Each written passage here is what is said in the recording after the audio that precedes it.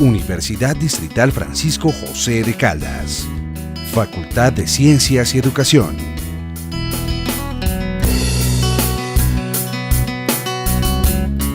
En nombre del Comité de Investigación de la Facultad de Ciencias y Educación de la Universidad Distrital Francisco José de Caldas, queremos darles una calurosa bienvenida y un saludo fraterno a todos los que nos acompañan hoy y sobre todo muy especialmente al profesor Jairo Gómez Hernández.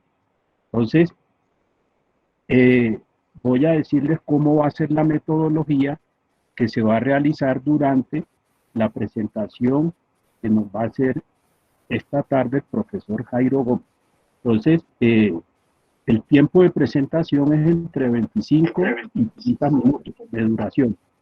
Y el tiempo para las preguntas es de 15 minutos. Ese es el tiempo para las preguntas. Otra de las cuestiones que también es muy importante y es que las preguntas se harán mediante el chat y se harán en el orden que se vayan formulando una vez termine la presentación del profesor Jairo Gómez. Otra de las cuestiones que también es muy importante tener en cuenta y es, pongamos, de que el comité de investigación hará las respectivas certificaciones de los participantes una vez, pongamos, como se solicitó tanto en el formulario, y la grabación de la presentación se le enviará al profesor Jairo Gómez una vez, pongamos, termine el evento. Eso en lo que tiene que ver con el tema. Entonces, el título de la obra que se va a presentar hoy es Las narrativas autobiográficas en la investigación social. El autor es el doctor en educación Jairo Gómez Esteban, que es doctor en educación, magíster en sociología de la educación, psicólogo y escritor, y se desempeña como profesor titular en la Facultad de Ciencias y Educación de la Universidad Distrital Francisco José de Caldas. Disciplinaria de la misma institución. Y es autor de diversos libros y artículos académicos, y entre sus publicaciones podemos encontrar el libro El Reality Show y otros relatos, que fue publicado en el 2011, y las novelas No busques al diablo fuera de tu alma y Fábula del sí mismo, recién publicadas por la editorial de la universidad. Entonces, en el texto que él nos va a presentar hoy, se hace una revisión de lo que es el uso que tienen las narrativas biográficas y que han tenido en las ciencias sociales, concretamente en el campo de la historia, la antropología, la sociología y la psicología, destacando principalmente la discusión y la relación entre lo que es la ficción y la imaginación, con referencialidad, facticidad en un relato de vida. En segundo lugar, se presentan las teorías más recientes sobre narrativas biográficas, y en tercer lugar se presenta la propuesta sobre la autobiografía prospectiva desarrollada por el autor.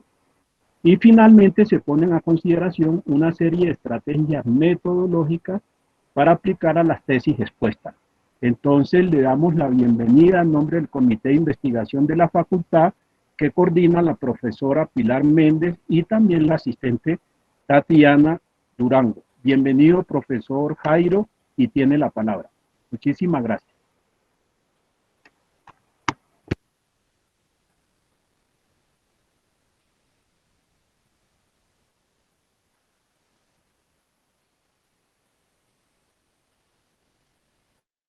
Gracias, Fidel. Buenas tardes. Un gusto estar acá. Quiero agradecerle al comité la invitación para la presentación de este proyecto de investigación. Quiero aclarar pues que esto no es un libro, esto es un proyecto de investigación que está en curso, está asociado a un macroproyecto que estamos adelantando en la maestría social de investigación social interdisciplinaria, que se llama investigación social y ficción. La parte que a mí me corresponde o el campo que yo trabajo es el campo de la autobiografía y la relación entre autobiografía y ficción. Y en ese sentido es que se inscribe este proyecto. Esto no es un libro, sino un proyecto. Y otra aclaración que quiero hacer es que pues no se va a hablar 25 minutos, voy a hablar aproximadamente una hora, que es lo que inicialmente la directora del centro me había asignado, incluso de pronto un poquito más. Perdón. Entonces, pues creo que sin más preámbulos podemos comenzar.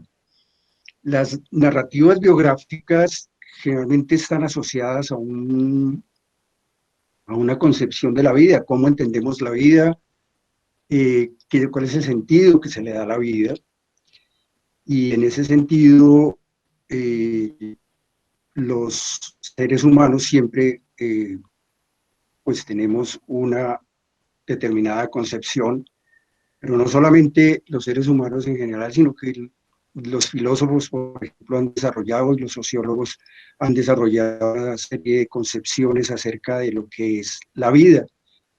Vale la pena destacar las teorías, por ejemplo, de Dilthey, que es uno de los autores que ha desarrollado una concepción, una filosofía de la vida. George Simmel, un sociólogo que también ha trabajado eso.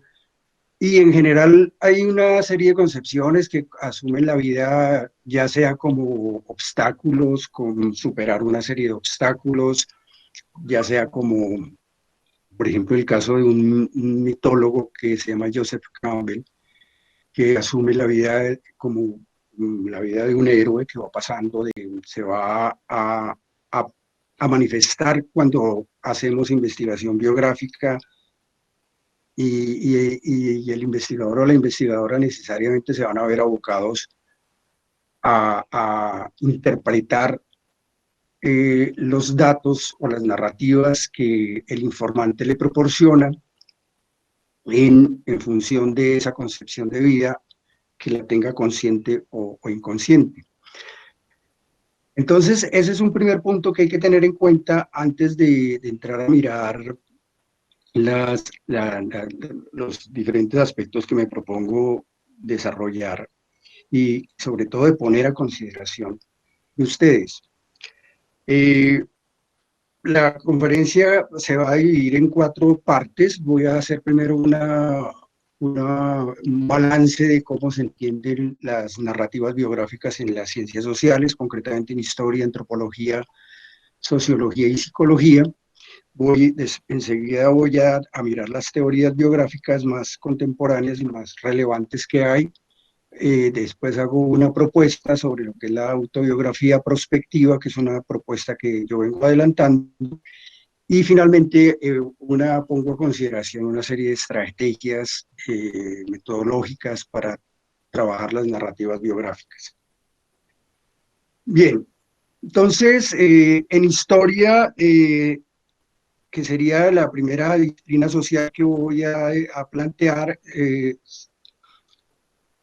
hay un elemento que es clave, pero antes de esto quisiera también aclarar que en lo que yo me voy a centrar fundamentalmente es en la relación que hay entre, digamos, el problema de la verdad con la ficción, el problema de lo que efectivamente y fácticamente ocurre cuando una persona cuenta su vida,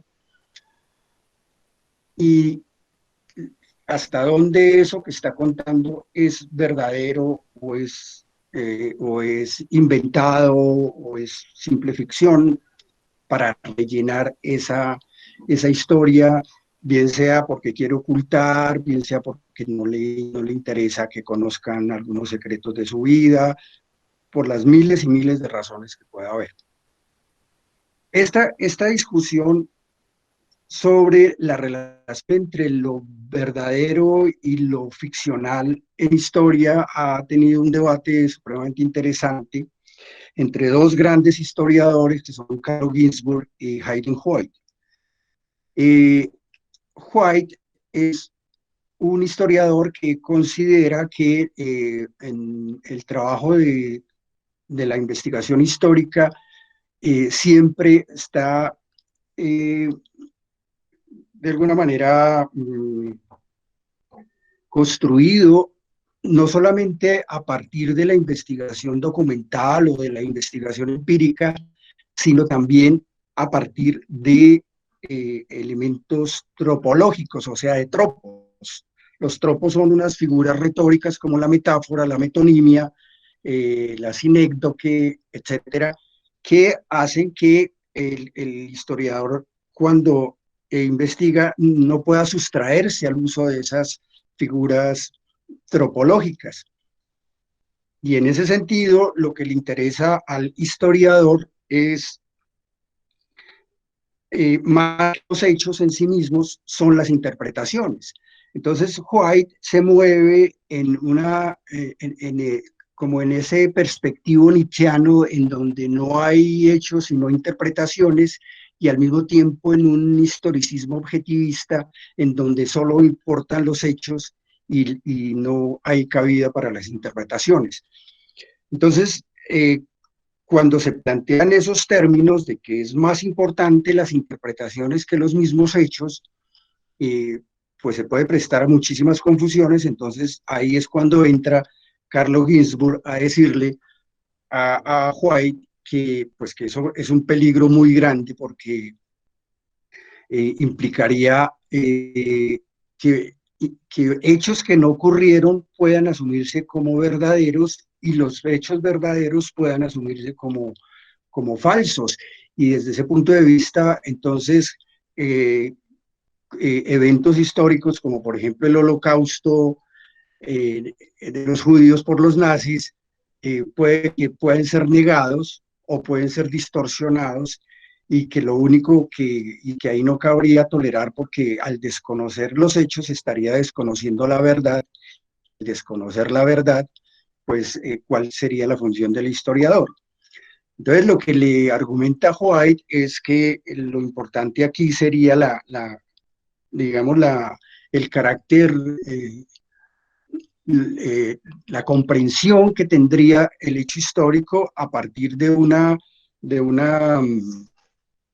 eh, digamos, de una explicación coherente o una comprensión coherente.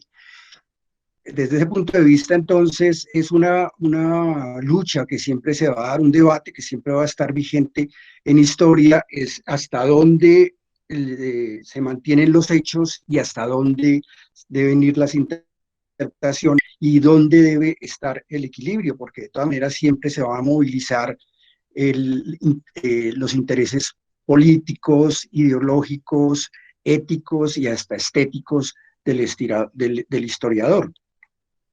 Este debate entre lo verdadero y lo ficcional se da también en antropología, y antropólogos, en nuestro caso colombiano, como la antropóloga Miriam Jimeno o Clifford Geertz en Estados Unidos, también retoman esta problemática, y en ese sentido lo plantean ya en el proceso investigativo propiamente dicho. Joden mucho.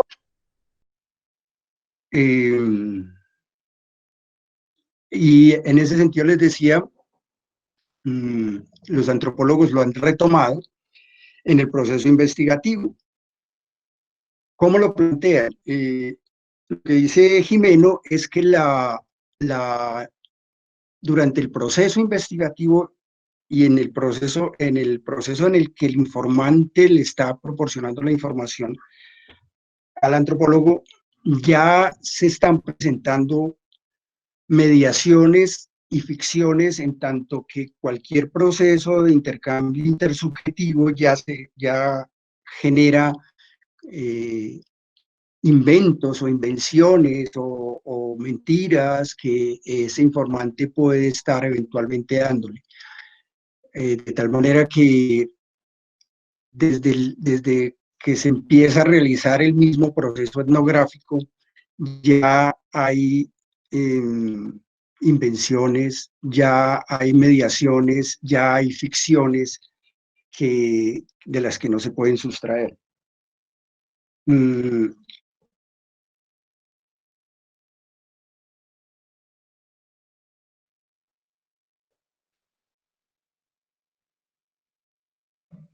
porque al fin y al cabo la etnografía es un proceso de interpretación más que de explicación, y en cualquier interpretación, pues evidentemente que se movilizan esas figuras retóricas de las que hablaba antes, como la metáfora, la metonimia, etcétera, en las que evidentemente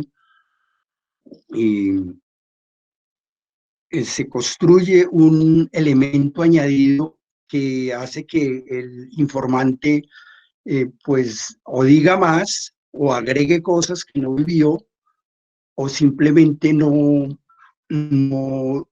diga todo lo que tiene que decir o lo que al investigador o investigadora estaría interesado. Este caso también se da en sociología, y quien critica eso a fondo es Pierre Bourdieu en su famoso texto de la ilusión biográfica. Las críticas de Bourdieu a la investigación biográfica fundamentalmente se dan en dos o tres órdenes. Es cuestionar la posibilidad de que exista una continuidad, de que exista un orden en un relato de vida, de que exista una trayectoria secuencial, de que exista un orden temporal, y por eso, digamos, se vuelve demasiado abstracto el relato de vida. Una segunda crítica que aparece en Bourdieu es esa posibilidad de crear comunidades como conglomerados de eventos que cada uno va elaborando a lo largo de su vida, y digamos para permitirle darle ordenamiento a su vida. Y Bourdieu dice que pues que a partir de la crítica, a partir de, por ejemplo, los descubrimientos de la novela moderna, concretamente la novela de Faulkner o las novelas de Rob Grillet, muestran que la vida está llena de discontinuidades, de rupturas, de fracturas, y que un orden y una secuencialidad, un orden temporal y una secuencialidad y un orden sucesivo, pues eso no es posible. Entonces, sería una ilusión biográfica esa secuencialidad y ese orden que se pretende. Sin embargo, ya se puede establecer una serie una contracrítica, digamos, a Bourdieu, en el sentido de que pues la novela moderna, así como apela a Faulkner, pues uno puede apelar también a otros escritores más contemporáneos, como por ejemplo Coetzee, en el que muestra cómo la secuencialidad ya no existe en las novelas y en las memorias, en la autobiografía contemporánea. Se empieza por se puede empezar de muchas maneras. Su propia autobiografía es una autobiografía pues que es fragmentaria, es discontinua, y que es, entre otras cosas, uno de los grandes aportes al género. Y pues ya existen muchas autobiografías que son así, que no se plantean desde que yo nací en tal parte y empieza a contar su infancia y la adolescencia, etcétera, sino que se desarrolla con una cantidad de recursos narrativos que pueden ser incluso tomados del cine o de otras estrategias narrativas. Entonces, digamos, en sociología, esta crítica que hace Bourdieu digamos, a esta posibilidad de acceder a la verdad pura, pues creo que ya ha sido rebatida. Ahora en las preguntas, pues podríamos profundizar en eso. En psicología, pues es insoslayable los planteamientos de Brunner y de Gergen sobre la narrativa. En este caso resulta más interesante los planteamientos de Brunner. Ya sabemos que Brunner ha planteado el pensamiento narrativo y cómo el pensamiento narrativo es un pensamiento subjuntivo, es decir, que el pensamiento narrativo estaría interesado más de hacia dónde voy, qué es lo que me interesa, qué pasaría si tal cosa. Y desde ese punto de vista, entonces, el pensamiento narrativo no es un pensamiento lógico ni deductivo, sino es un pensamiento más abductivo, más subjuntivo, y estaría interesado más digamos, más que lógico, es retórico, estaría más interesado en persuadir que en disuadir, o más en convencer que en dar argumentos lógicos. También el pensamiento narrativo es un pensamiento fundamentalmente simbólico, es un pensamiento fundamentalmente analógico, y, y, y si es así, pues evidentemente que está más sujeto a a los, a las metáforas y a todas estas figuras retóricas, a todas estas figuras tropológicas que hacen que el individuo interprete la realidad ya no en términos de verdades empíricamente demostrables, sino que busque, digamos, símbolos y representaciones que evidentemente no necesariamente se relacionan con la verdad. Entonces, estas cuatro disciplinas muestran cómo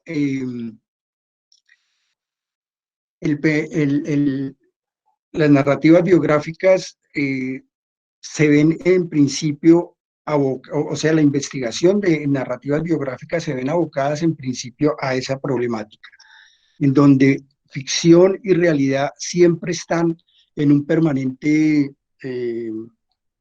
digamos, en una dialéctica permanente en donde se están desplazando del uno al otro, y el, el investigador o la investigadora siempre se va a ver abocado a esa situación. Bien, pasando ya entonces al segundo punto, sobre las teorías biográficas contemporáneas, me interesa trabajar los autores pues que en este momento están, digamos, a la orden del día. Se puede decir que prácticamente todas las teorías biográficas contemporáneas parten de una categoría fundamental introducida por Paul Ricoeur, que es la categoría de identidad narrativa. La identidad narrativa pues se refiere al decurso que vamos teniendo en nuestra vida, y que Ricoeur le introduce dos elementos fundamentales. O sea, que considera que hay dos, en cualquier decurso de una vida habrían dos elementos fundamentales. Uno, los elementos que tienden a conservarse, que tienden a preservarse, a mantenerse, a perpetuarse en nuestra vida, que es lo que nos conferiría esa identidad, y que Ricoeur denomina mismidad. Y por el otro lado estarían los elementos que buscan transformarse, que están permanentemente, digamos, en esos procesos intersubjetivos, están en permanente cambio y están abiertos digamos, a perpetuas metamorfosis. Ese equilibrio entre mismidad y ipseidad es, digamos, lo que va a configurar la identidad narrativa de una persona. Esa categoría de identidad narrativa va a ser retomada por Leonor Arfuch con su famoso concepto de espacio biográfico. Leonor Arfuch es una investigadora argentina que, digamos, se ha convertido en una de las principales figuras en la investigación biográfica, y su libro, El espacio biográfico, ya está considerado como un clásico dentro de este campo. El aporte, entre los muchos aportes que hay de Monberger, perdón, de Harfouch, es el de abordar el espacio biográfico, es decir, ese círculo o ese espacio donde se va construyendo una vida, abordarlo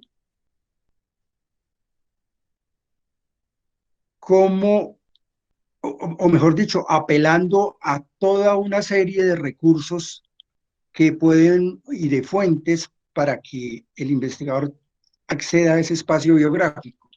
Me refiero a diarios, toda clase de elementos iconográficos, a performance, a cualquier elemento que hable de la vida de ese individuo, incluso a textos académicos, a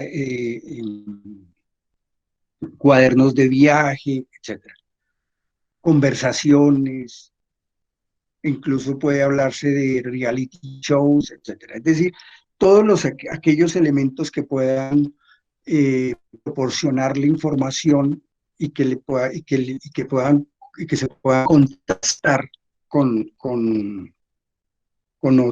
otra clase de informaciones. Leonora Harfouch, entonces de allí deriva casi que una metodología para que los investigadores en narrativas biográficas puedan, digámoslo así, triangular y cruzar toda esta información para que a su vez pueda ser contrastada eventualmente con esas fuentes. Estas discusiones sobre las fuentes tienen un carácter diferente en la que probablemente, a mi juicio, es la mayor investigadora en narrativas biográficas y en general en lo que se llama la condición biográfica, que es Christine Delory-Monberger, que es una investigadora de la Universidad de la Sorbona, que trabaja en ciencias de la educación y que ha construido una serie de categorías y de conceptos con unas profundas implicaciones metodológicas, pues supremamente útiles para la investigación. Categorías como, por ejemplo, la categoría de biografización, que se refieren fundamentalmente a este proceso de cómo es que nosotros vamos construyendo nuestra vida, cómo le vamos asignando sentido y significado a nuestras experiencias, y cómo esas experiencias van, digamos, decantándose en un proceso que nos permite, mejor dicho, que ella se podrían entenderse que se interpretan a partir de lo que ella denomina una hermenéutica práctica. Esta hermenéutica práctica no es otra cosa que el proceso mediante el cual le vamos asignando sentido y significado a nuestras experiencias, a nuestras vivencias y a nuestros acontecimientos principales. Y por eso la biografización de nuestras vidas es un proceso permanente, es un proceso que estamos construyendo constantemente. Y a partir de esa biografización se desarrolla una serie de conceptos que son supremamente importantes, como por ejemplo el concepto de performatividad biográfica, que se refiere a la promesa o al enunciado que nos hacemos nosotros para nuestra vida, esas promesas, esos compromisos que nos planteamos, esos enunciados biográficos que nos planteamos a seguir.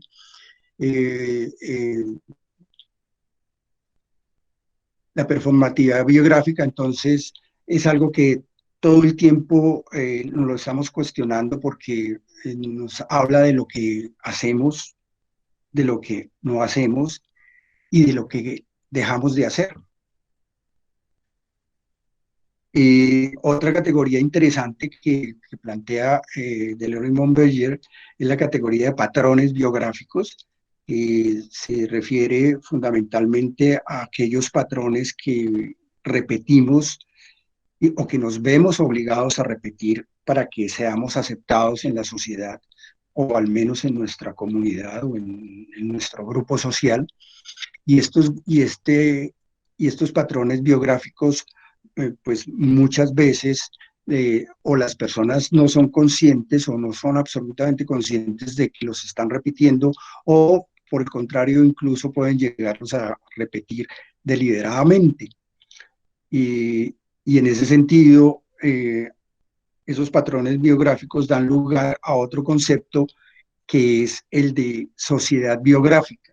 La sociedad biográfica sería esa sociedad, es esta sociedad que estamos viviendo en donde hacemos de nuestra biografía una marca, un frontispicio, pues un edificio que todo el mundo nos mire. Es esta sociedad del exhibicionismo desaforado, del narcisismo desatado, en donde estamos mostrando permanentemente lo que estamos haciendo, lo que estamos pensando, y en ese sentido es una sociedad que ha convertido el yo en una mercancía, en donde esas figuras del emprendimiento de sí, del trabajar todo el tiempo sobre el propio yo para que todo el mundo sepa lo que estoy haciendo, del exhibicionismo permanente, pues es una sociedad que nos ha llevado, que digamos, le confiere una importancia ya desmesurada a la propia biografía. Este es, digamos, uno de los aspectos más interesantes que plantea Deleuze y Monberger para los que estén interesados. Claxo ha colgado varios libros de Monberger, sobre todo los de biografía y educación, y hay un libro que tradujo la Universidad de Antioquia con los principales textos de esta investigadora, y pues valga el es la que yo más recomendaría para las personas que están en este campo. Bien, una tercera investigadora es Hannah Arendt. Hannah Arendt, toda la filosofía, puedo decir que toda la filosofía política de Hannah Arendt, o gran parte al menos, está montada sobre su investigación en narrativas. Para Hannah Arendt, la biografía la utiliza como una metodología de estudio del pensamiento ético-político, y ella apela tanto a la literatura como a las narrativas biográficas o a las biografías.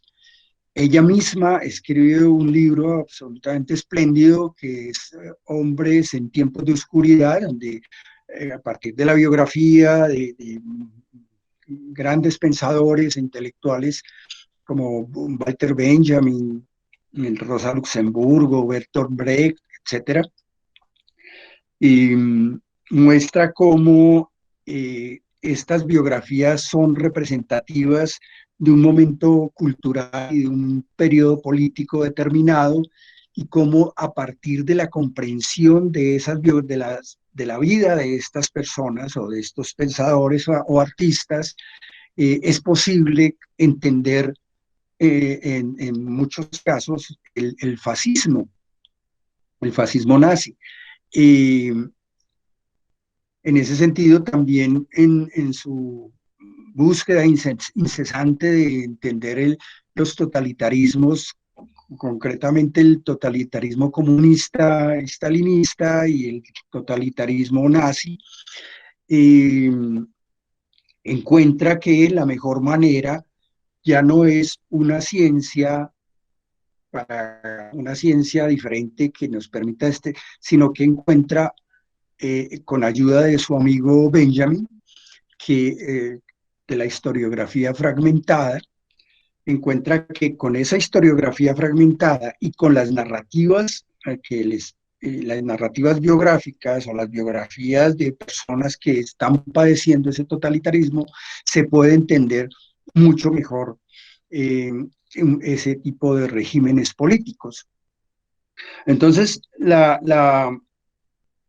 los planteamientos de Hannah Arendt en ese sentido son muy ilustrativos porque nos permite entender cómo a partir de tres elementos que son la metáfora, vuelve otra vez la metáfora, los relatos trágicos y las biografías como herramientas para acercarse a fenómenos sociales, a momentos históricos y a momentos culturales que de otra manera no se podrían acceder. Aquí queda muy claro ese planteamiento que en alguna vez hizo el sociólogo norteamericano Roy Mills en su famoso libro de la imaginación sociológica, donde nos enseñó cómo no es posible entender la historia ni entender una sociedad si no se hace a partir de las biografías. Es decir, que si no hay una intersección entre biografía e historia y biografía y sociedad, no se podría entender las estructuras sociales y las dinámicas históricas que una sociedad determinada está viviendo. Bien, otra teoría que también aporta y que es supremamente controvertida son los planteamientos acerca de una biografía, o mejor, una autobiografía feminista. La autobiografía feminista, casi que desde el mismo momento en que la proponen, ya se vuelve controversial porque siempre van a haber contraejemplos para digamos, rebatir lo que se plantea.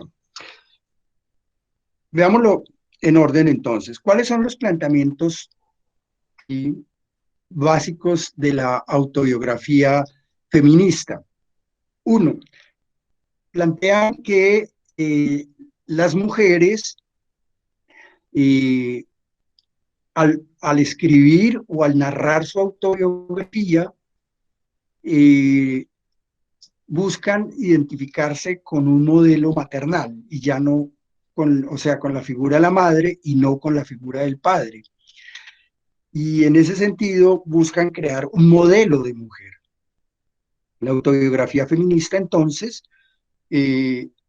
permitiría que la mujer se oriente fundamentalmente hacia lo privado, hacia lo íntimo, hacia esas relaciones domésticas, hacia sus amigos o a su círculo social particular, y la autobiografía estaría orientada, dirigida a narrar ese tipo de cosas y de ese tipo de eventos fundamentalmente privados, íntimos. Ese sería un primer aspecto. Un segundo aspecto que tiene la autobiografía feminista es que busca, o es una autobiografía, digamos, fragmentada, discontinua. Es una autobiografía que se da por episodios, o sea, es episódica. Es una biografía que a diferencia supuestamente de la autobiografía masculina, que es continua, es lineal, es secuencial, aquí la autobiografía sería mucho más partida, digámoslo así. Esa sería una segunda característica. Y una tercera característica es que la autobiografía feminista es una autobiografía que está centrada digamos, ya no busca ya no tiene pretensiones universales, ya no tiene pretensiones o universalistas mejor, sino ya no tiene esas pretensiones universalistas, ya no tiene esas pretensiones de convertirse en modelo o en convertirse en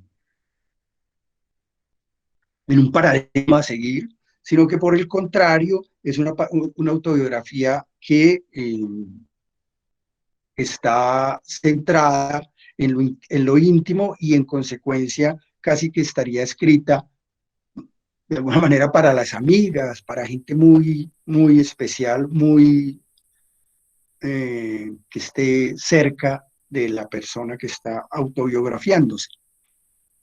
Bien, cuando decía al comienzo que desde el momento mismo que hay controversia es porque fácilmente se rebate. Entonces, lo primero es que hay autobiografías masculinas que pues también están centradas en lo doméstico, en lo privado, en lo íntimo, desde las mismas Confesiones de Rousseau, que tradicionalmente se considera como la primera autobiografía. Las Confesiones de San Agustín no cabrían aquí porque las Confesiones de San Agustín son más una historia de una conversión en donde no hay un yo claramente definido, como sí aparece en el caso de Rousseau.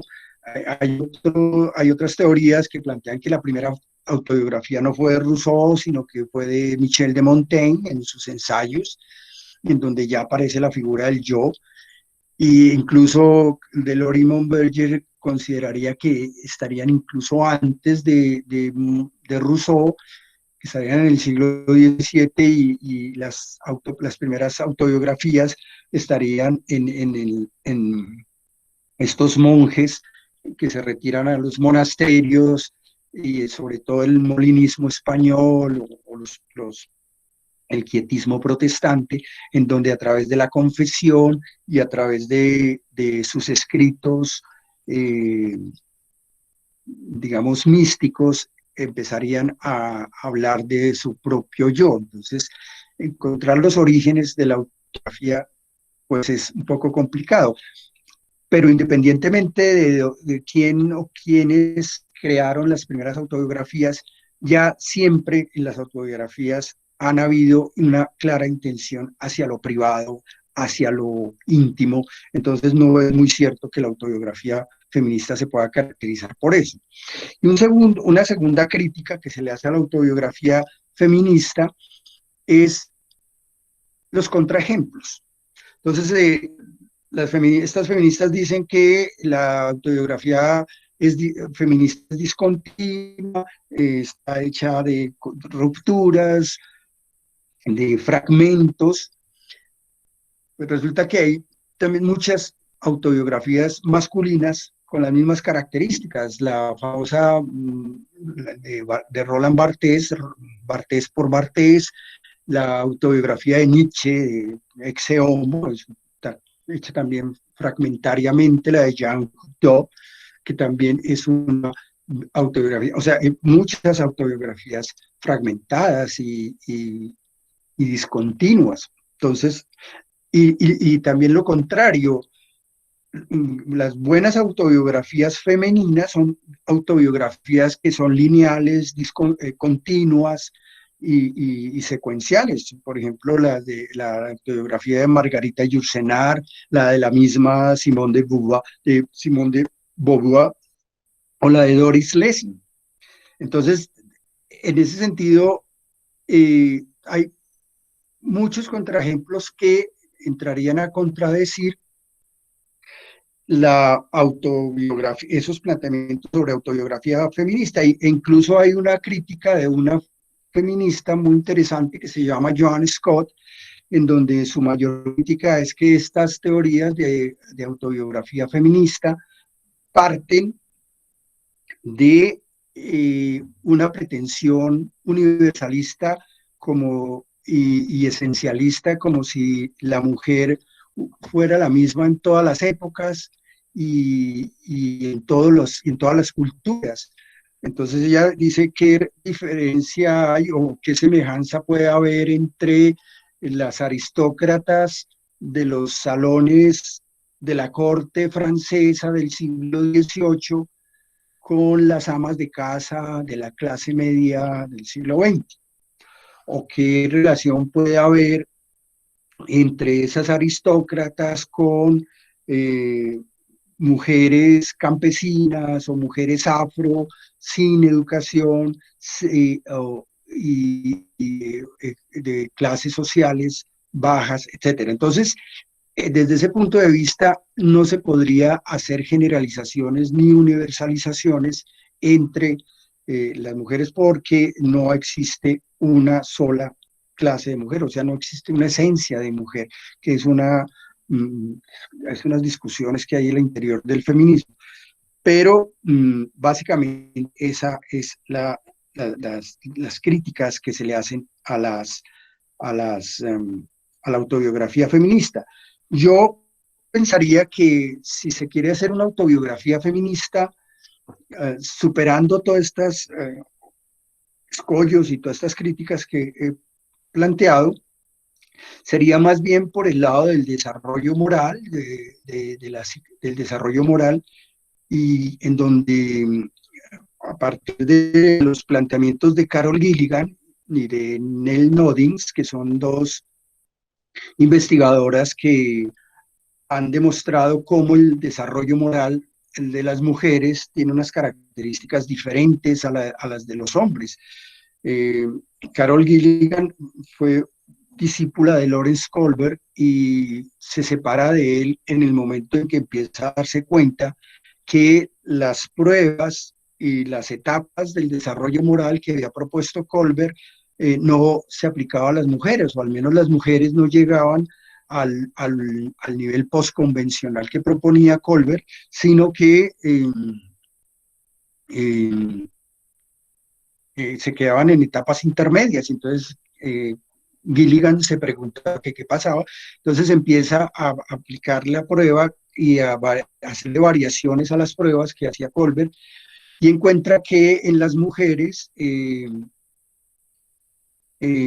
su orientación moral está más dirigida hacia el cuidado del otro, y más orientada por elementos emocionales y afectivos en general. Entonces, entiende que la moral ya no tiene que ver tanto, ya no tiene que asociarse tanto a lo racional. Al fin y al cabo, Kohlberg es un kantiano y su teoría está desarrollada en función de los estadios de Piaget. Y en cambio, Gilligan empieza a darse cuenta que la moral está subordinada más a la reciprocidad, a la mutualidad, y por tanto el desarrollo moral estaría más en función del otro. Entonces yo pensaría que si se va a plantear una autobiografía feminista, los planteamientos y los hallazgos de estas investigadoras que trabajan la ética del cuidado, que trabajan el problema de la reciprocidad, de la moral en términos de reciprocidad, en términos de sentimientos morales, etcétera, sería mucho más productiva que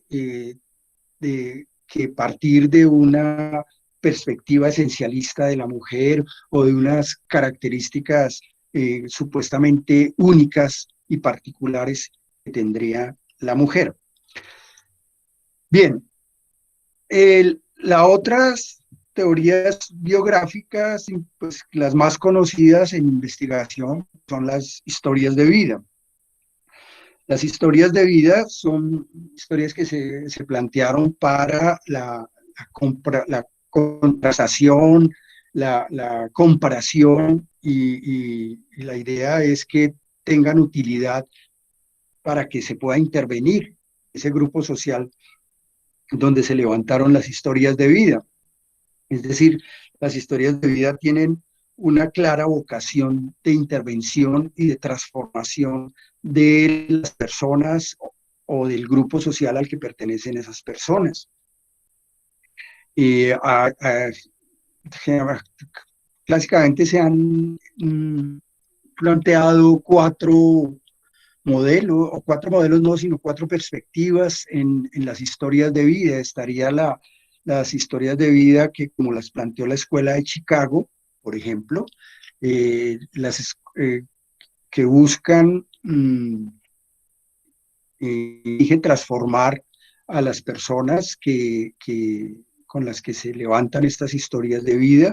Estaría la del sociólogo Ferrarotti, de italiano, que trabaja con los obreros italianos, y él el papel de ilustración, o sea que las historias de vida son ilustrativas. Estaría la perspectiva de Daniel Berthaud, un sociólogo de la Universidad de la Sorbona, y estaría la de la antropología social, que fue la que introdujo Franz Boas, que buscaba desarrollar o encontrar pues los imaginarios y las prácticas sociales que tenían en determinados grupos sociales. Pero independientemente de estas perspectivas, lo importante es que hay 3 modelos fundamentales en historias de vida que pueden asociarse o no a una de esas perspectivas. Cada modelo puede ser independiente. El primer modelo es el modelo arqueológico, que es un modelo que parte del presupuesto de que hay un origen, hay un inicio en la historia de vida, hay un evento fundacional que va a orientar la historia de vida de las personas. Entonces, por ejemplo, la clase social a la que pertenecen sus padres, o el tipo de la caracterización sociocultural a la que pertenecen sus padres, hacen que el individuo de alguna manera repita esos patrones y repita esa historia que sus padres tienen, o también que se puede plantear en términos un poco psicosociales, de que hubo un evento que hizo que ese individuo dirigiera su historia de vida en esa dirección. Ese es el modelo arqueológico, que pues obviamente tiene muchas limitaciones por ser muy reduccionista. Es un poco el mismo reduccionismo que tendría el psicoanálisis, en donde a partir de un evento traumático va a generarse toda una orientación y todo un estilo de vida determinado, y que pues tiene desde ese punto de vista muchas limitaciones. Habría un segundo modelo, que es el modelo procesual, que plantearía que la historia de vida es un proceso justamente, y desde ese punto de vista pues tiene una serie de cambios, una serie de secuencias, también una serie de planicies, de llanuras, etcétera, y la idea es establecer las relaciones, los encadenamientos que harían en cada una de estos procesos. Y el tercer modelo es el modelo estructural, que a diferencia de los otros dos, o sea, mientras que el modelo arqueológico y el modelo procesal están centrados sobre el individuo, el modelo estructural está centrado hacia afuera, o sea, son las estructuras sociales, son las instituciones sociales las que en buena medida estarían determinando el transcurso y el curso en general que adoptarían las historias de vida. Entonces, estas son básicamente las teorías biográficas que más se estilan, digamos, en la investigación. Se podrían eventualmente retomar. Yo retomo en investigación y en las tesis que dirijo en la maestría, retomo algunas algunas teorías, pues también depende del estudiante con el que se siente cómodo. Y lo interesante es si eventualmente puedan hacerse mezclas, por decirlo así, entre algunas teorías, utilizar, por ejemplo, las tesis de Arfush y complementarlas con las categorías de Lorimond Berger, etcétera. Eso sí depende de cada uno. Claro, implica también una coherencia y una sistematicidad. Lo mismo con las combinaciones que se puede hacer, por ejemplo, entre historia de vida, cualquiera de sus modelos, con autobiografía. Hay mucho espacio para trabajar, para jugar con estas cosas. Bien, entonces hasta ahí estaría el balance de las teorías biográficas y pasaríamos a la propuesta sobre la autobiografía prospectiva, la tercera gráfica. No sé si me ayudas, Tatiana, con la tercera gráfica sobre la autobiografía. Sí, profe. Es que está un poquito demorado el compu, pero ya estaba. Bien, gracias. La autobiografía prospectiva, que es una propuesta que yo vengo trabajando hace unos años, en donde a partir de, digamos, de esta revisión y del estudio y de la investigación que he venido realizando sobre autobiografía narrativa, sobre autobiografías narrativas biográficas, perdón, pues llegué a esta propuesta. Si ustedes se dan cuenta, toda la investigación narrativa autobiográfica, la investigación narrativa biográfica se fundamenta o está centrada en el pasado, en la reconstrucción del pasado.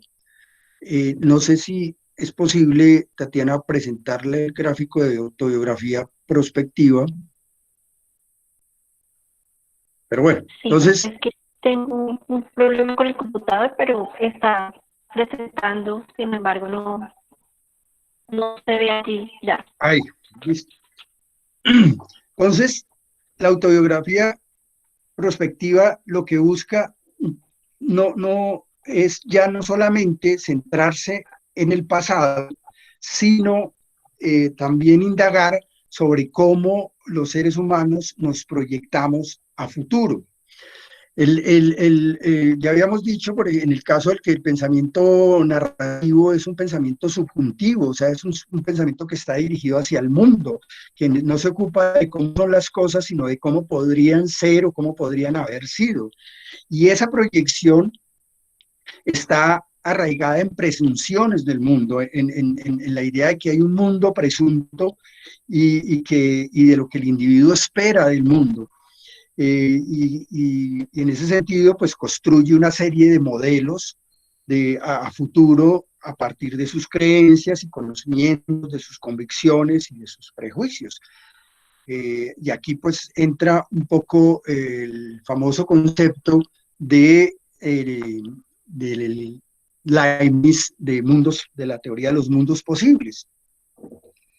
Pero más allá de la idea es que los seres humanos siempre nos estamos proyectando, nuestras vidas están determinadas por esas historias prefiguradas que son contadas por otros y que hacen que nos planteemos siempre horizontes de sentido, siempre nos estemos planteando a futuro. Y cuando hablo de horizontes de sentido es en el sentido, en la connotación que le da Gadamer, es decir, de lo que nos planteamos como un horizonte de significado a futuro.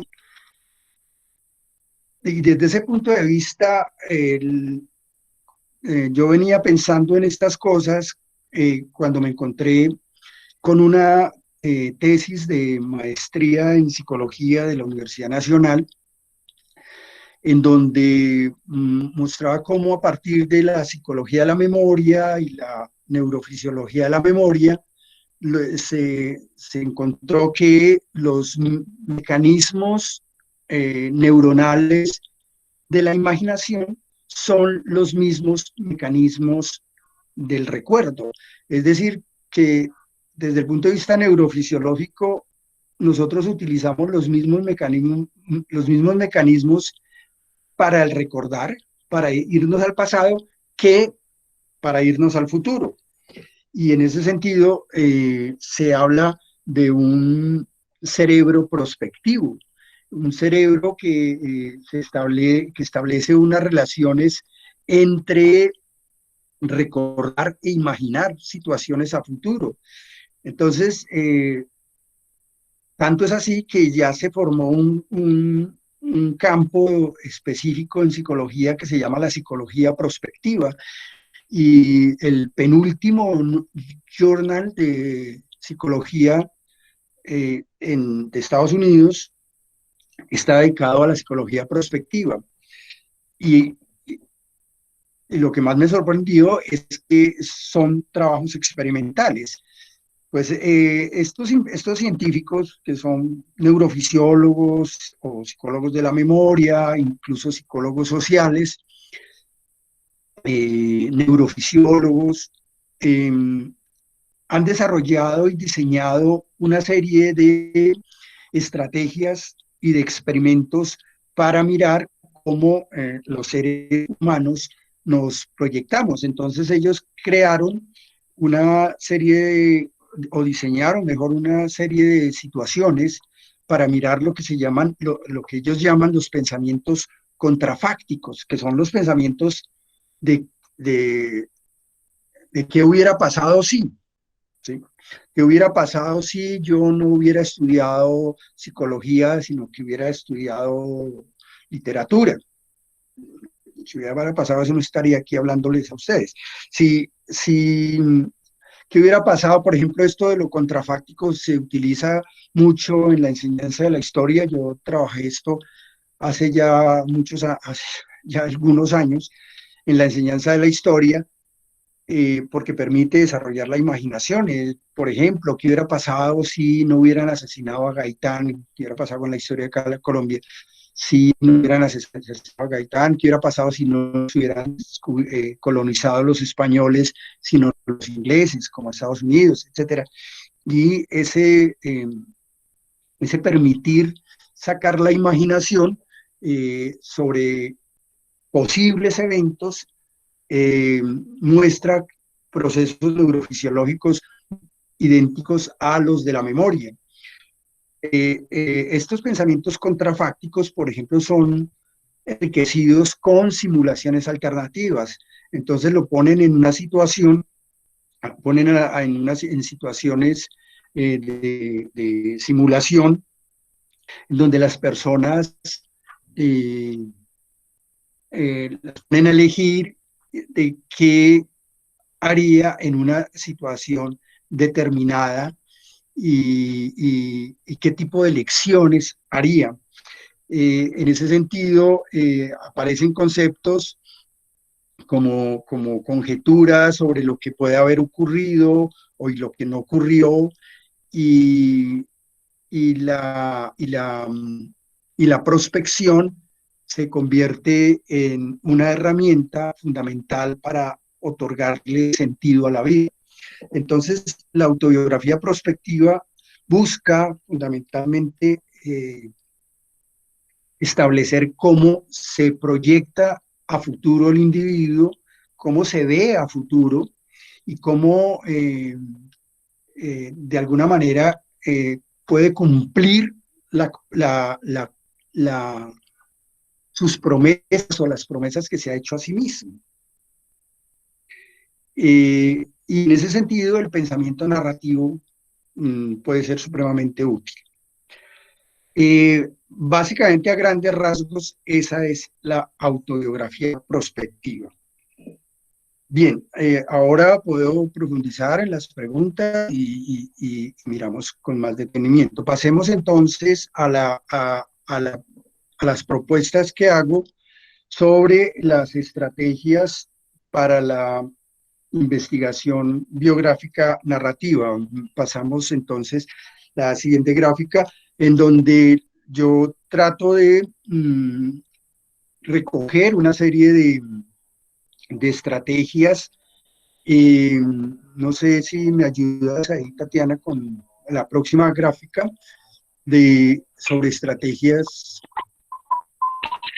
estrategias metodológicas. Está súper lento mi computadora, pero ya está cargando.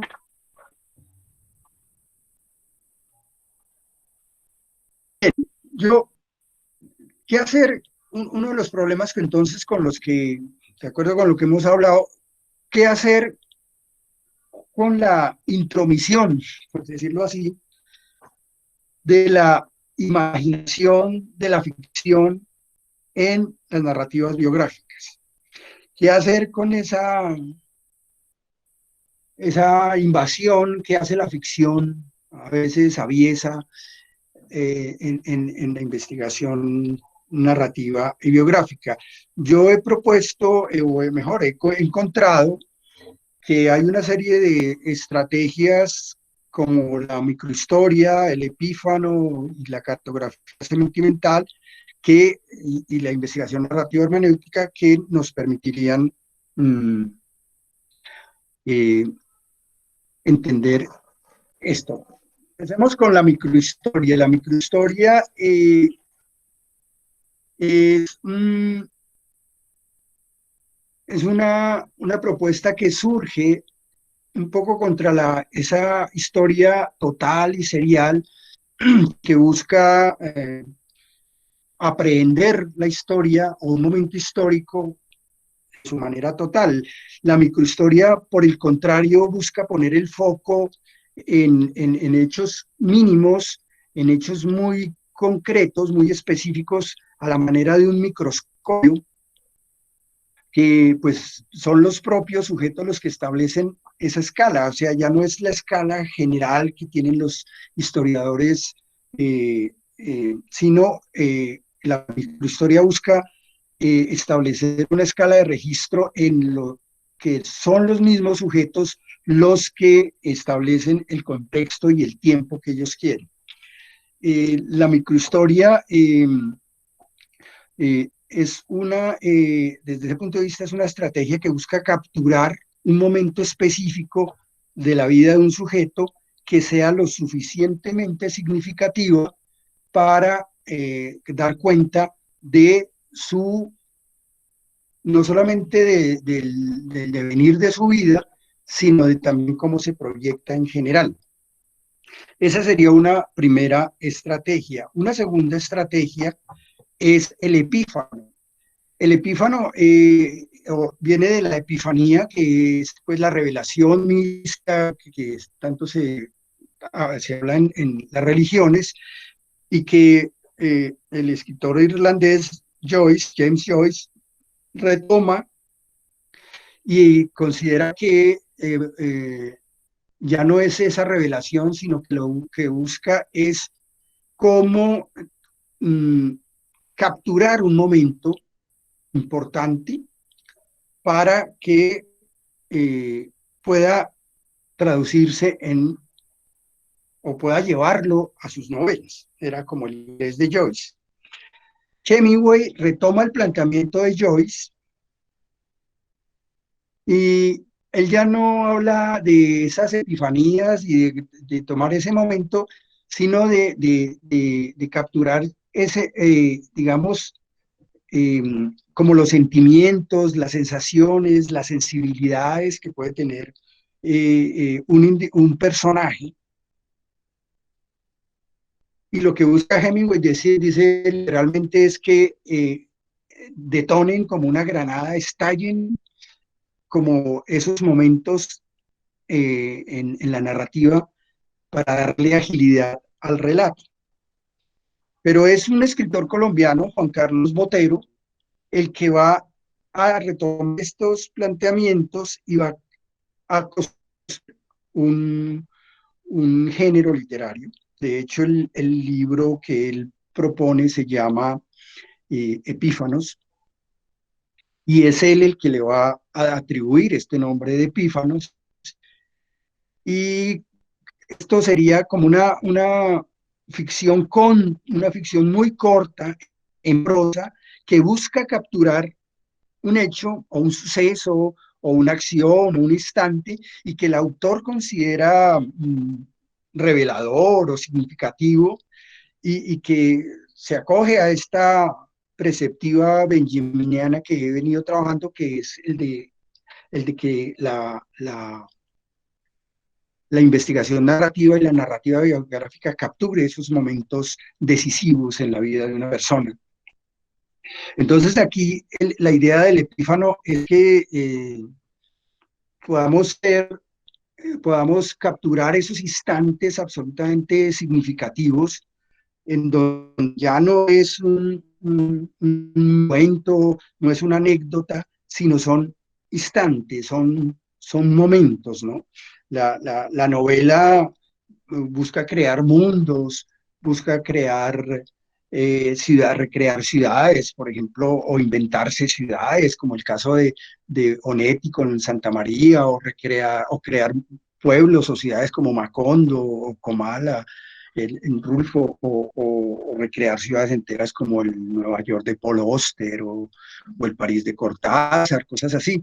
En cambio aquí la idea ni siquiera es contar una historia, ni siquiera es contar una mini historia, ni siquiera un mini cuento, ni siquiera es contar una anécdota, es capturar un sentimiento, una sensación, y en ese sentido puede aparecer como una estrategia pues supremamente válida. La otra estrategia que se propone es la cartografía sentimental, que es la de Sueli Rolnik, que es una psicoanalista brasileña, que está interesada en cómo registrar el mundo desiderativo de las personas, es decir, en los deseos, las emociones, los sentimientos.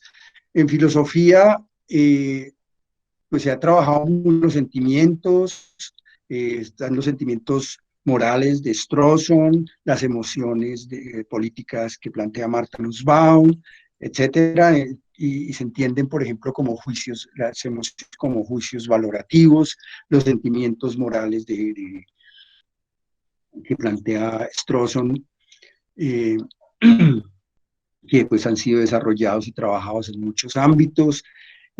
También se han trabajado pues obviamente las emociones y los sentimientos desde la psicología, desde la neurofisiología. Aquí son insoslayables los trabajos de Antonio Damasio, por ejemplo. Pero lo que le interesa a Rolnik es esas emociones y esos sentimientos, registrarlos y capturarlos como si fuesen en su forma más pura, y que ojalá sean susceptibles de ser verbalizables y de registrarlos en un lenguaje específico. Ella utiliza muchas metáforas, como por ejemplo que el deseo va por ríos, por llanuras, por montañas, utiliza muchas metáforas geográficas, y cómo el deseo se expresaría a través de esas montañas y de esos recorridos. Por eso habla de una cartografía. Aquí lo interesante entonces es ver que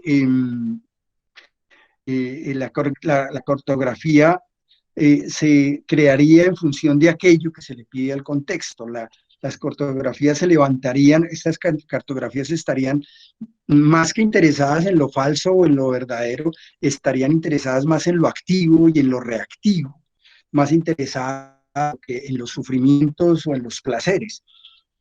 Ese sería un otro interesante. Y finalmente, la última estrategia la retomo de la profesora y amiga Marieta Quintero, profesora de la Universidad Distrital, que nos habla de la investigación narrativa hermenéutica. Ella, apoyada en Riquer, en la BOP y en otra serie de investigadores, hace una propuesta muy sistemática que divide en 4 momentos. Un primer momento que habla de registro y codificación, donde a cada narrativa se le asigna un código y para su posterior sistematización. Después viene un segundo momento en donde hay una prefiguración de la trama narrativa, se ordenan los acontecimientos, etcétera. Después viene un tercer momento en donde hay un nivel contextual y comunicativo de la trama, y se indaga por las promesas, los pactos, los compromisos que la persona hizo, y finalmente un cuarto momento que ella llama a nivel metatextual, y en donde se reconfigura la trama, se reinterpretan los momentos anteriores, y finalmente se decanta toda la información para establecer la narrativa de esas personas con las que se trabaja. Bueno, eso es básicamente lo que quería comentarles. Les agradezco su presencia y entonces pues pasamos a las preguntas. Gracias, profesor Jairo. Le agradecemos mucho en nombre del Comité de Investigación de la Facultad por este trabajo que vienen realizando. Como usted bien lo decía al inicio, es un macroproyecto que están adelantando con la maestría en investigación social de la universidad, y en donde pues nos ha presentado parte de lo que tiene que ver con esta investigación. En una primera parte hace mucho énfasis en todo lo que tiene que ver con las narrativas y sus enfoques desde diferentes disciplinas como la historia, como el caso de la antropología, como el caso de la sociología y como el caso de la psicología, de diferentes autores. En una segunda parte de la investigación nos presenta lo que está relacionado con las teorías biográficas contemporáneas, en donde también allí hace un análisis muy interesante y las discusiones que se dan entre diferentes autores como Paul Ricoeur, Leonor Arfus, Christine Delarue-Monberger y Hannah Arendt. Entonces, allí nos muestra pues cómo se puede abordar desde estas diferentes perspectivas teóricas. Y lo otro, ya la tercera parte de la conferencia, está relacionada con la propuesta sobre la autobiografía prospectiva, que se aborda desde la neurofisiología y también desde la psicología de la vida. Y ahí aparecen, pues ya aparecen otras categorías que son muy importantes. Y por último son las estrategias para lo que tiene que ver con el tema de la investigación biográfica narrativa, donde retoma algunos autores como desde lo que tiene que ver con la microhistoria, como Carlos Ginzburg, el caso de las epifanías de James Joyce y Ernest Hemingway, el caso también de lo que está relacionado con la cartografía sentimental de Surley Rodney, y por último hace también un abordaje de lo que es la investigación narrativa hermenéutica de la profesora Marieta Quintero de la Universidad Distrital. Entonces pasamos a las preguntas, y en el chat hay una pregunta que es la que formula Álvaro Díaz Gómez. La pregunta es la siguiente: dice que está trabajando la subjetividad política desde una opción que denominó autobiografía política. Esto hace como referencia a lo que hablaba el profesor Jairo de Hannah Arendt, ¿sí?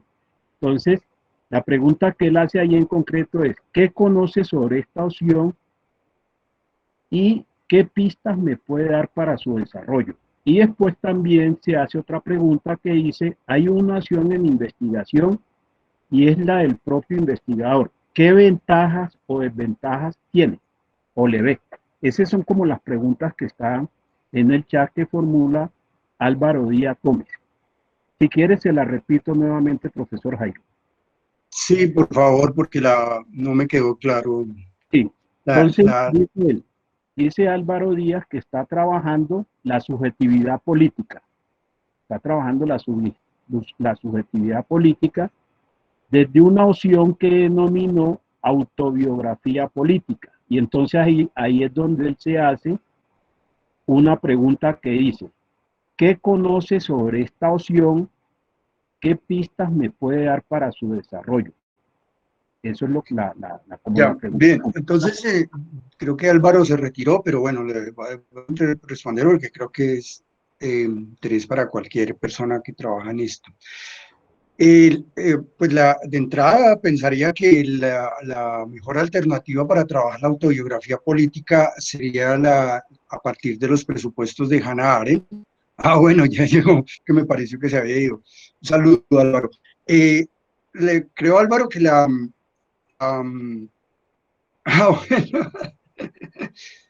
De entrada pensaría, Álvaro, que la primera opción sería los planteamientos de Hannah Arendt, en donde retoma los presupuestos de Benjamin a partir de la historiografía fragmentaria, por un lado, y por el otro, asumir autobiografías políticas emblemáticas, autobiografías políticas que sean lo suficientemente significativas de un momento cultural, de un momento histórico y de un momento social que representen las dinámicas políticas de las sociedades en las que ese individuo está inmerso. En ese sentido, digamos, sus planteamientos sobre el relato trágico serían supremamente interesantes. También sugeriría, perdón, en los planteamientos de Christine Delory-Monberger, que a partir de sus categorías, por ejemplo, las categorías de performatividad biográfica, de patrón biográfico, podrían resultar supremamente útiles para entender la autobiografía política de un individuo, en tanto que esas categorías posibilitarían determinar cómo una persona está desarrollando sus procesos de subjetivación política, cómo se estaría constituyendo como sujeto político. Y en ese sentido, por ejemplo, la performatividad biográfica permitiría establecer las promesas, los compromisos que a sí mismo se ha hecho como sujeto político. Digamos, esa combinación entre Hannah Arendt y Delory-Monberger podría ser supremamente útil. Y también modestamente sugeriría algo de lo que planteé en la autobiografía prospectiva, para establecer cómo este sujeto, desde el punto de vista político, se proyecta a futuro y cómo ve a su vez la sociedad. Y aquí valdría la pena volver a esta categoría de sociedad biográfica de Delory-Monberger para ver cómo se está proyectando a futuro y cómo se está viendo a sí mismo en una sociedad en la que el individualismo, el emprendimiento del yo y el convertir el yo en una marca y el exhibicionismo y todas estas cosas pueden eventualmente contradecir esos procesos de subjetivación política.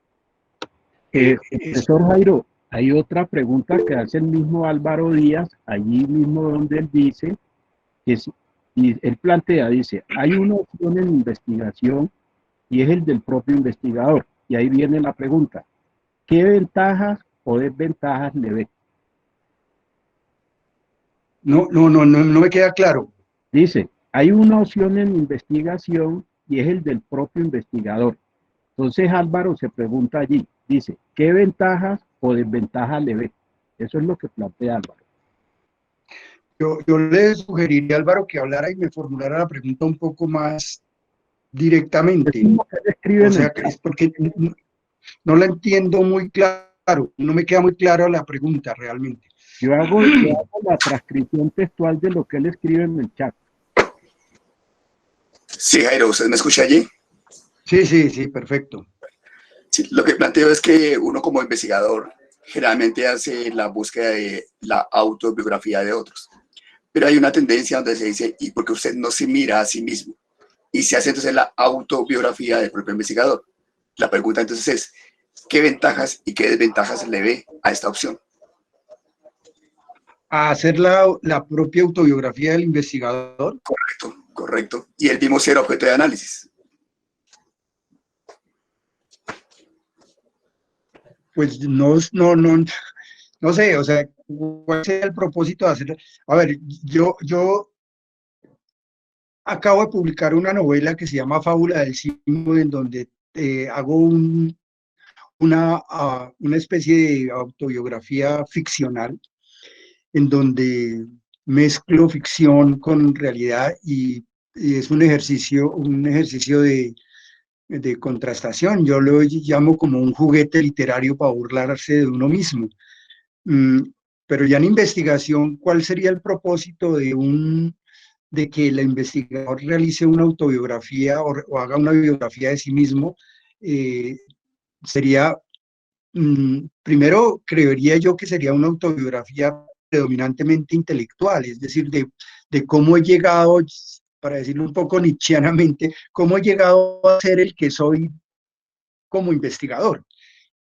Entonces, y mirar toda ese devenir que he tenido para llegar a formularme esto y para llegar a preguntarme por el devenir de la gente y el devenir de sí mismo. Ese trabajo, pues yo lo he encontrado en autobiografías intelectuales, como por ejemplo la de Piaget, la de Brunner, la de Freud, que son autobiografías en donde ellos no se involucran en sus vivencias personales, no hablan de su vida privada, sino hablan es de su desarrollo intelectual, y en ese sentido resultan muy útiles para entender no solamente el proceso de ellos como investigadores, sino entender el desarrollo mismo de sus teorías. Entonces, ese sería yo lo que le respondería, ese sería el valor que tendría una autobiografía en un investigador, que creo sería una autobiografía fundamentalmente intelectual, o sea, no tendría que implicarse desde el punto de vista emocional. Profesor Jairo, hay otras dos preguntas. Hay una que hace el profesor José Ángel Pernet, en donde él dice que partiendo de la definición de autobiografía prospectiva dada por el conferenciante, ¿cómo establece la relación con la historia y el mito que usó la historia y el mito que usó la historia pueda darle? Esa es la pregunta que hace el profesor Pernet. ¿Cómo se establece la autobiografía prospectiva con la historia? Sí. La autobiografía prospectiva, yo partía del presupuesto de Wright Mills, sociólogo norteamericano, que tiene un libro clásico que es La imaginación sociológica, en el que considera que no puede haber investigación social si no se recurre a la biografía. Entonces, desde ese punto de vista, la autobiografía prospectiva no podría separarse de cómo nos estamos representando y cómo nos estamos figurando la historia social, en este caso de nuestro país, y del mundo en general, cómo estamos viendo. O sea, la autobiografía prospectiva desde ese punto de vista tendría que, como yo me proyecto a futuro, no podría separarlo de cómo yo me represento el futuro de la edad, el futuro de mi país o el futuro del mundo en general. Entonces, de acuerdo a mis concepciones de mundo, de acuerdo a mi concepción política, a mi concepción incluso epistemológica, de para dónde va el mundo, de para dónde va la ciencia, para dónde va el conocimiento, para dónde va el arte, etcétera, así mismo se articularía a mi autobiografía prospectiva. De tal manera que, por ejemplo, si yo tengo una posición pesimista frente al futuro del mundo, pues asimismo la prospección de mi propia vida tendría que asumirse o tendría que insertarse dentro de esa perspectiva pesimista. si yo tengo una perspectiva política de que la única posibilidad de solución o proyección es, por ejemplo, un sistema comunista o socialista, pues asimismo va a ser la proyección que voy a hacer y voy a posicionarme en el mundo de esa manera. Entonces, la autobiografía prospectiva, mi estimado profesor Pernet, estaría articulada a esas concepciones de mundo, a esas concepciones políticas, históricas que yo tengo del mundo. O sea, no podría separar ni desarticular las referencias autobiográficas y autorreferenciales con las convicciones, las ideas que yo tengo acerca del futuro de la humanidad y del futuro de mi país, y así sucesivamente, ¿no? Jairo, hay otra pregunta que es de Edison Sosa Parra, que dice, ¿qué estrategias se usan para hacer las entrevistas biográficas? ¿Qué estrategias se usan para hacer las entrevistas biográficas? Edison Bueno, Sosa. las estrategias tradicionales pues son las entrevistas, pueden hacerse a través también de grupos focales, incluso hasta hay encuestas que se utilizan, la entrevista a profundidad. Las estrategias son las clásicas, por eso yo hoy propuse unas estrategias alternativas, porque en mi caso lo que se busca es capturar unos momentos, unos instantes, unos acontecimientos. Hay tres categorías que son fundamentales en la investigación biográfica, que son la categoría de experiencia, la categoría de acontecimiento y la categoría de vivencia. Las tres categorías tienen múltiples formas de interpretarse. La vivencia, por ejemplo, yo me apoyo en la conceptualización que hace Gadamer. La categoría de acontecimiento pues, tiene muchísimas maneras de interpretarse. Ya los filósofos postestructuralistas tematizan mucho sobre el acontecimiento. Zizek ha sacado un libro completo sobre acontecimiento. Edgar Morin tiene otra manera de interpretar el acontecimiento. Es decir, hay muchas maneras, entonces habría que primero asumir o plantearse una perspectiva misma de lo que es lo mismo, tengo un concepto de acontecimientos. Entonces hay una serie de significados y de connotaciones y sensaciones acerca de lo que es el acontecimiento. Y lo mismo ocurre con la categoría de experiencia.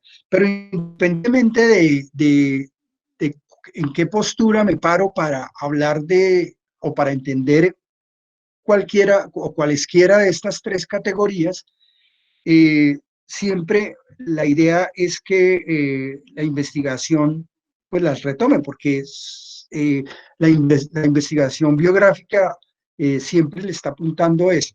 Entonces, por eso las estrategias que propuse, porque son estrategias que buscan capturar eso, ya sea una experiencia absolutamente significativa, ya sea un acontecimiento, digamos, terriblemente marcante, o ya sea una vivencia que dejó una huella imperecedera en el individuo y que determinó la orientación de su vida.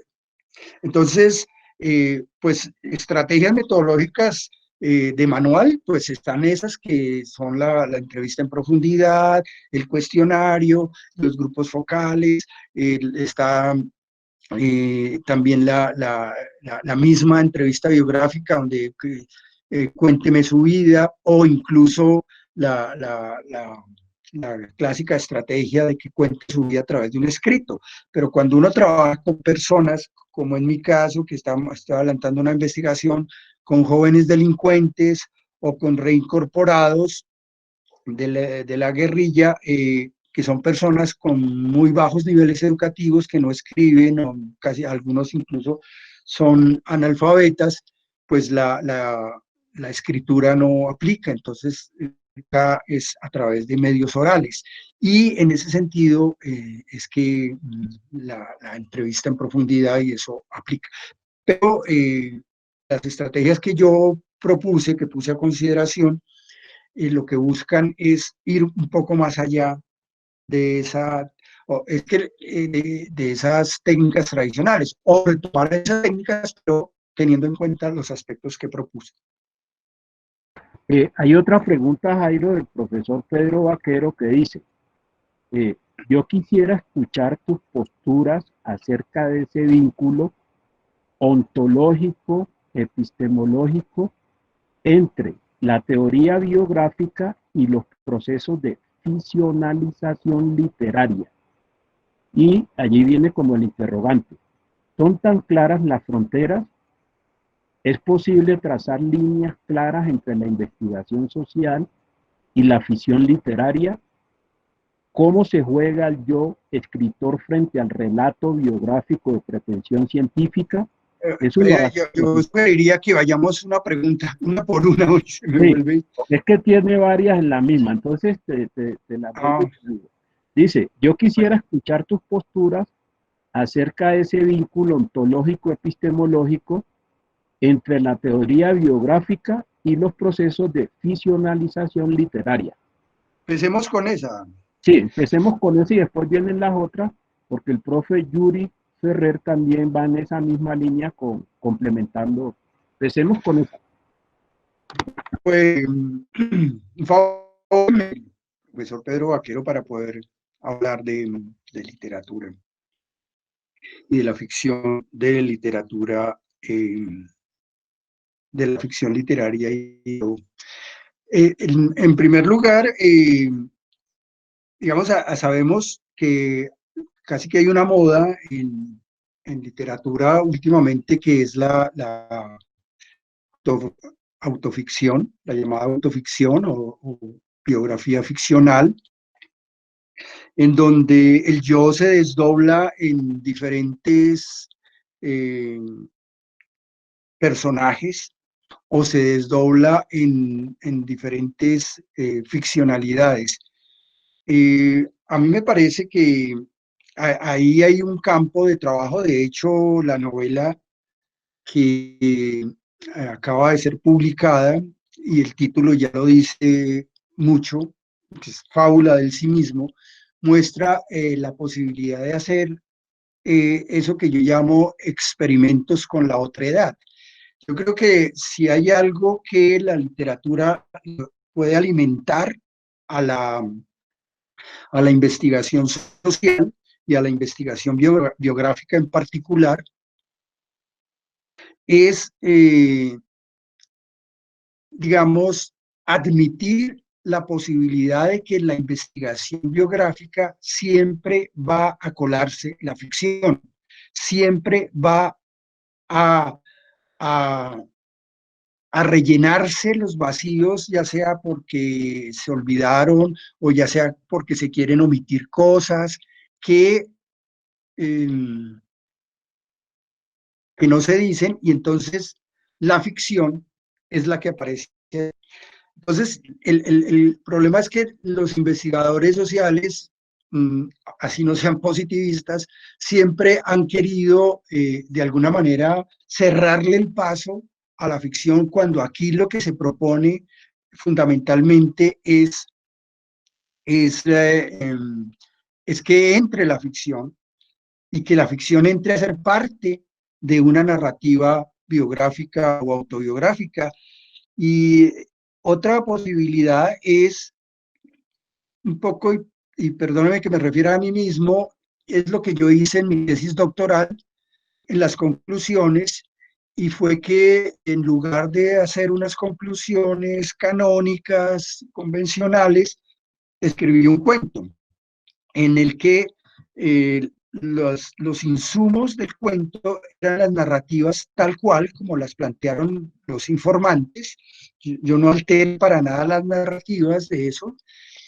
Introduje un personaje de ficción y construí un cuento, una historia que buscaba hacer las conclusiones, como que cerrar con una historia esas narrativas que había levantado en la investigación, en el trabajo de campo, y al mismo tiempo tratar de integrarlas con los planteamientos teóricos. Esa sería otra posibilidad de integrar literatura con investigación, que, como les digo, fue lo que yo hice y pues que fue muy bien recibido por los jurados y en general por el público. Entonces, yo vería esas dos posibilidades. La otra es mostrar que el llevar estrategias de la literatura a la escritura académica.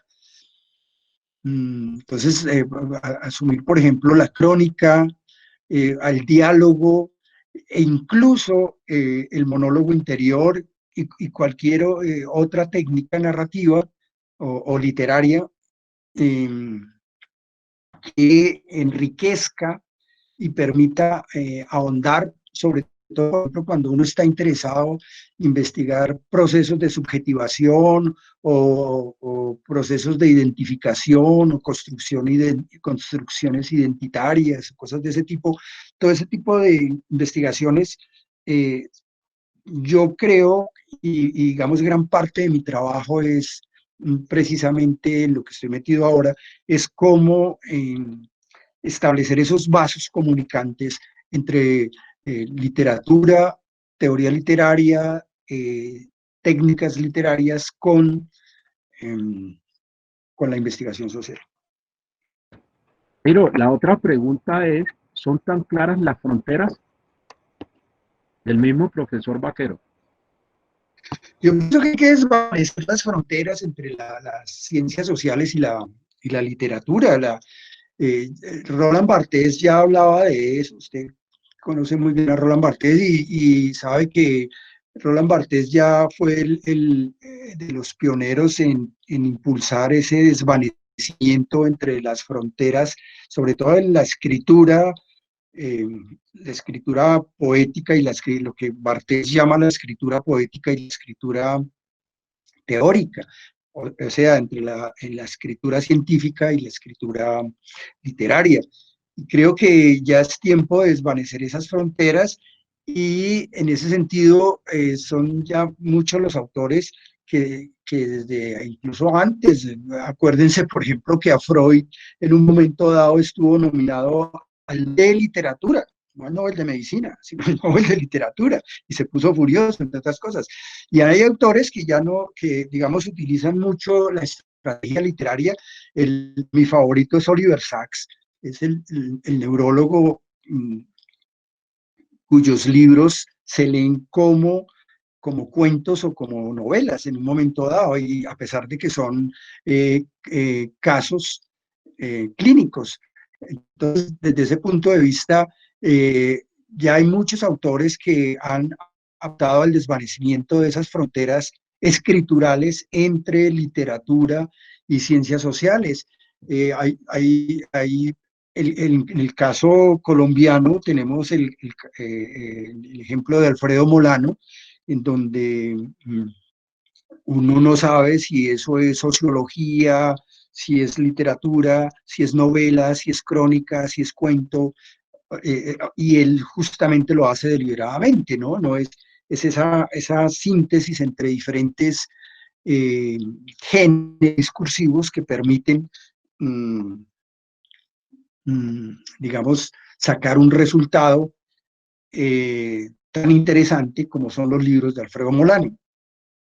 Tenemos también a Carlos Monsiváis y otro ejemplo sería los libros de Mircea Eliade, que trabajan las mitologías y las historias de las religiones, pero que si uno lo lee a veces siente que está leyendo es una muy buena novela. Además que Eliade también escribía novelas, ¿no?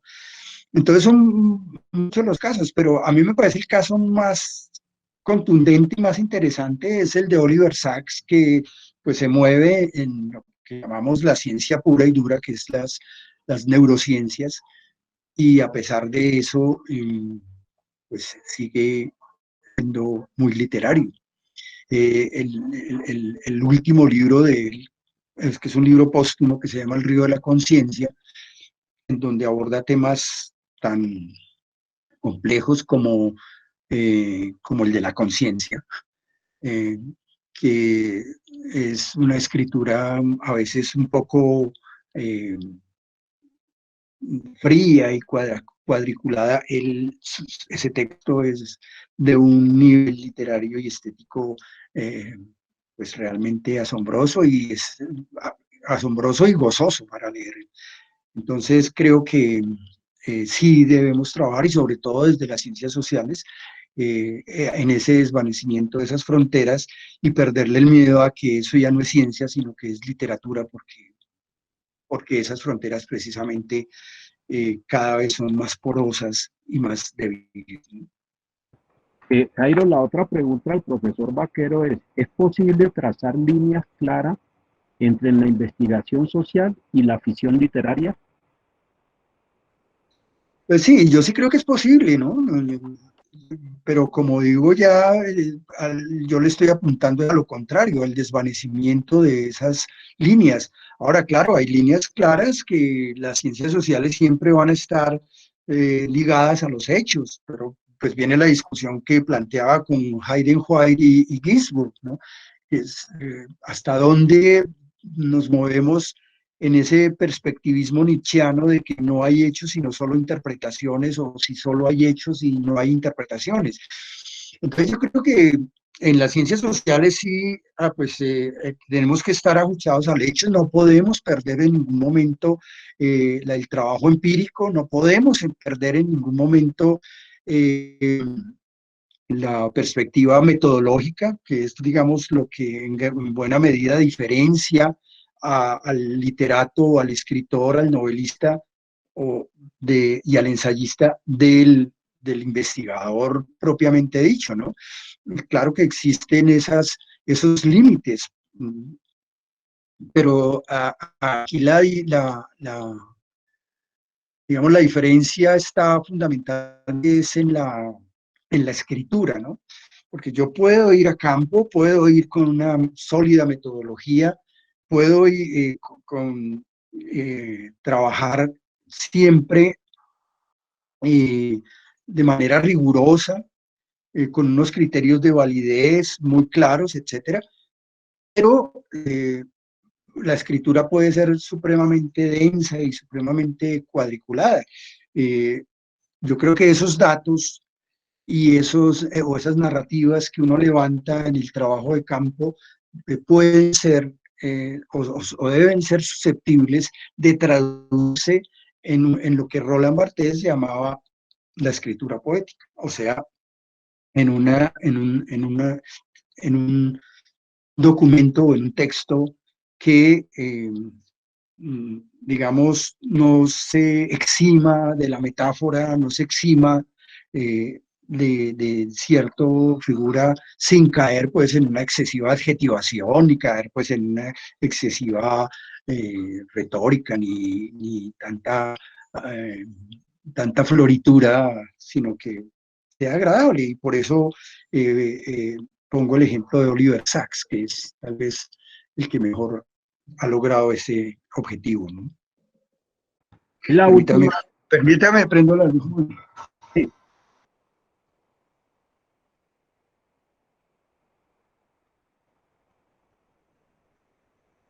Ya, bueno, mejoró, ¿no? no, la última del profesor Vaquero es cómo se juega el yo escritor frente al relato biográfico de pretensión científica. Esa es la última pregunta de él. ¿Cómo se juega el ¿Cómo se juega? escritor frente al relato biográfico de pretensión científica? Pues es difícil para el yo escritor, el yo escritor que soy novelista, o ensayista o cuentista con la investigación, pues juegan una permanente autorregulación, de no excederse en la floritura o en la excesiva adjetivación o en la excesiva literaturalización del documento, ¿no? Porque cuando uno escribe literatura tiende a literaturizar los textos, entre comillas, científicos. Entonces es algo que también hay que cuidarse. Entonces hay que mantener una autovigilancia y un automonitoreo bastante riguroso, por un lado, y por el otro, pues evidentemente, digamos, ser muy prudente con el manejo del lenguaje. Y en ese sentido, digamos, ese movimiento y desplazamiento entre el concepto, la categoría dura, con el adjetivo, con la metáfora, con cualquier figura retórica, pues, como digo, creo que hay que tener cierta vigilancia. Y hay otra pregunta de Mauricio Orozco Vallejo, en donde él dice que el tema de la biografía y la autobiografía han sido trabajados de manera muy fuerte en el campo de la memoria social. Y allí viene la pregunta: ¿cómo aprehender los silencios o lo no dicho en un relato biográfico narrativo? Una pregunta muy interesante, me parece, porque justamente si hay algo complicado es el problema de las omisiones, de los silencios en las narraciones. Ahí es donde entra el papel de la ficción, por un lado. Gadamer hablaba de rellenar, que se tiene que rellenar el relato con lo no dicho o en lo no dicho. Otro elemento muy interesante allí sería retomar los planteamientos que hace Paul Ricoeur cuando en su trilogía del tiempo y narrativa, en el segundo tomo, analiza 3 novelas que hablan sobre el tiempo, que es las 3 novelas fundamentales que hablan del tiempo, que son La montaña mágica de Thomas Mann, que casi que el tiempo es uno de los objetos de reflexión de la novela, y por supuesto En busca del tiempo perdido de Proust, y la señora Dalloway de Virginia Woolf. En esas 3 novelas, Ricoeur hace un análisis en donde muestra cómo el problema del olvido en el tiempo y el problema del silencio resulta fundamental para entender la vida de estos personajes. Esos silencios habría que buscarlos o en los traumas que tiene la persona o que ha vivido la persona, en las luchas que no se atreve a mencionar,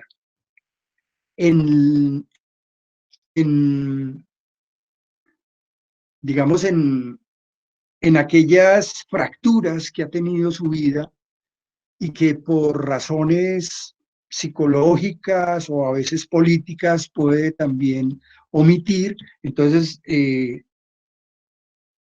se recomendaría o indagar por otros lados por qué esos silencios, o sea, con familiares o con personas que estén vinculadas a su círculo social, que permitan esclarecer esos silencios. Entonces,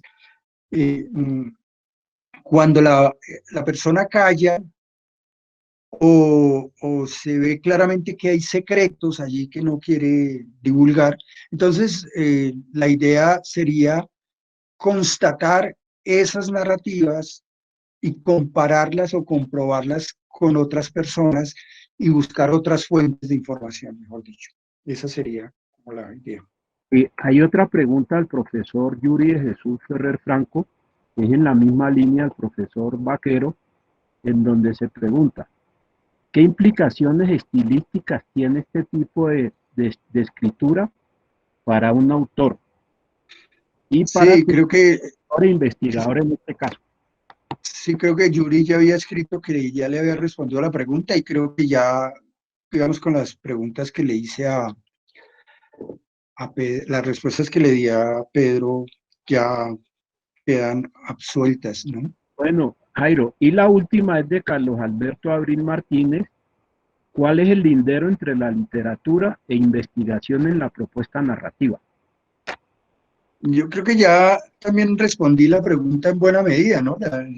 Los linderos entre esos ya pues tienden a desvanecerse, dependen de la escritura, de la posición que adopte el investigador, etcétera. Creo que ya la respondí en buena medida, ¿no? Esas eran las preguntas que te Creo que habían. se acabó el tiempo, sí. Y ya Bueno, se les acabó, agradezco mucho. profesor Jairo, y le agradecemos mucho en nombre del Comité de Investigación. Y también les recuerdo a los participantes que pues, las certificaciones se enviarán de acuerdo a cómo las registraron en el formulario. Y también el tema de estas grabaciones que se vienen haciendo sobre el tema de los seminarios permanentes de investigación, las pueden consultar en el enlace que Tatiana colocó en el chat. Ahí en el chat están todas las grabaciones porque se está haciendo un repositorio. Y quiero agradecerles en nombre del Comité de Investigación de la Facultad, de la profesora Pilar Méndez, que es la que lo está presidiendo, agradecerles la participación y esperamos contar en próximos eventos. Muchísimas gracias y que tengan muy buenas noches. Y gracias al Bueno, profesor Jairo.